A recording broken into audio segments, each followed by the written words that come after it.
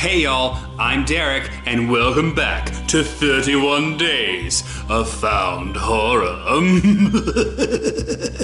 So, yesterday was an experience, but I have good hopes for this next one simply because it's called The Hulk Blood Tapes. I mean, that's such an awesome sounding movie, isn't it? With a name like Hulk Blood, it has to be good.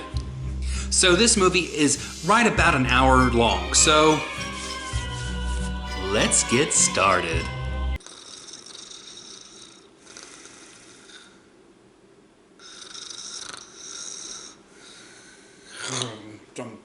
No. Oh, did the movie start? Oh, it's over? The movie begins with a newscast with some really bad lighting and the survivors of the events we're about to see. And there's a lot of survivors, so okay. Then we get the credits, and because of the credits, I actually wrote down, oh, I'm in for a treat. I wish I didn't have to eat my words. So a group of friends are getting together and they're going on a road trip to Elmira, New York to see a metal band called Hulk Blood. Okay. And this movie is actually shot on video, which I actually wrote at the time. I'm so happy because I do like some shot on video films. Little did I know what we had in store. There's 4 friends in the car, 3 guys and 1 girl, and they're all talking about the band. So, you know, it's setting up that these are friends really looking forward to seeing this band. And they stop to pick up another friend named Ben, who's from Australia. And so it goes as a normal road trip. They stop and get gas, they get something to eat, they have a lot of shenanigans during the day, and then the camera starts turning over around itself, which is to indicate that they got into a wreck. Okay. So the camera cuts back and they're in a ravine. They literally fell off a cliff into a ravine. 1 guy dies. So there's 4 people left. 3 guys and the girl. The girl's name is Nikki. So I know Ben and Nikki's names. I don't know anybody else's names because they keep talking over each other. So it's really hard to figure out whose name is what. They decide to get out of the car and walk to civilization. And Nikki is really hurt. She keeps saying that her ribs feel broken. Okay, broken ribs, it's a bad injury, but it's not necessarily life-threatening. So they supply up, and the way they supply up is they grab a couple of bottles of Gatorade and a handle of Jim Beam and some Cookie Crisp. And then they start walking, and they're walking, and they're walking, and they're walking, and they're walking. Ben starts throwing accusations because he doesn't know how they got into this situation, so he's blaming the driver for wrecking the car, which, yeah, he did. But Nikki is trying to be reasonable. She's basically saying, there's no point in figuring out how we got into this mess, we just need to get out of this mess. Okay. Good job, Nikki. Keep everybody's head focused. Well, night is about to descend, and they are nowhere near town, so they decide to go back to the car. And they get lost. They are literally in the middle of the forest and don't know where they are. And they're sitting around a fire, they have a heart-to-heart, a philosophical debate. Okay, this is literally what I wrote. This is the Seinfeld of found footage horror films. Because it is. Nothing happens.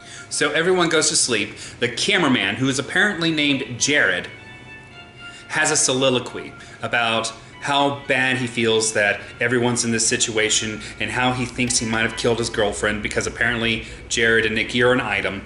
Okay. And he hopes for the best.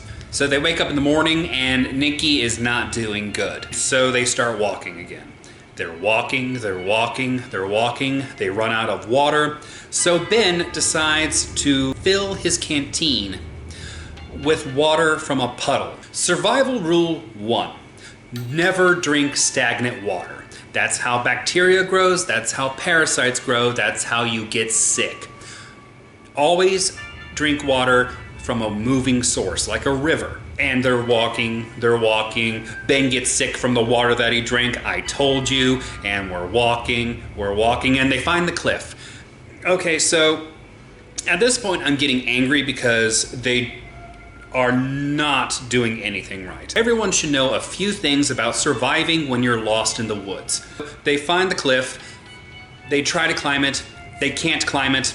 Ben's freaking out because it's all about Ben. Oh my god, why am I here? Ben has had enough of this chicanery and he just storms off. And then they meet up with him again and they all apologize. Hooray, problems resolved. So at this point I was really hoping that there was going to be some like wrong turn kind of stuff happening. Like there's some mountain men living in the woods that no one knew about and they were going to eat them. No, this is literally all you get. You get a group of incompetents walking through the forest. Well, Nikki's doing really bad off, and it's really sad because she's actually the best actor in the entire movie. So they decide to hunker down for the night. And they lay her on her injured side. And she claims that she can't breathe. Of course not, you're laying her on her injured side. You don't lay them on the injured side, you lay them on the unaffected side.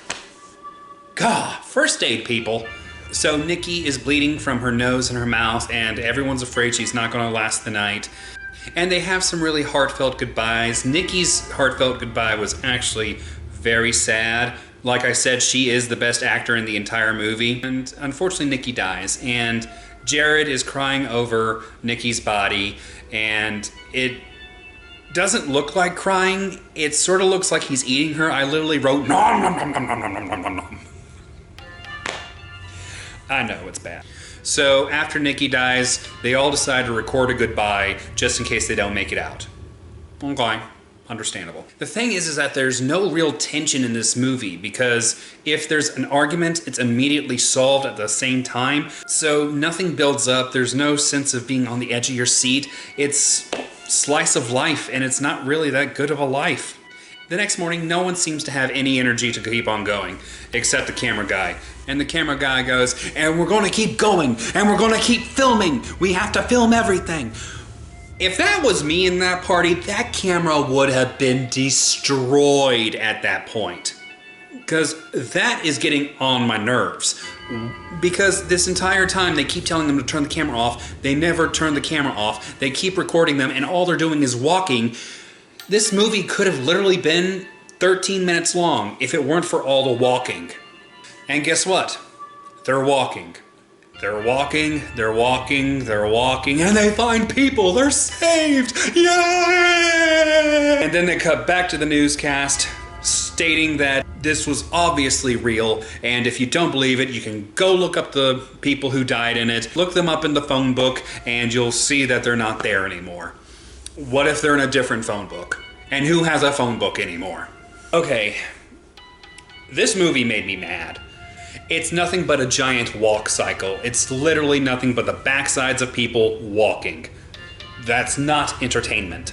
It dragged on, it had no real ending, it didn't really feel like it had a plot, it was just scenes in a forest, and that's not fun to watch. I feel like I watched it so you don't have to. Like I said, the acting was okay. I mean, Nikki was the best actor in the entire movie, so I have to give her props.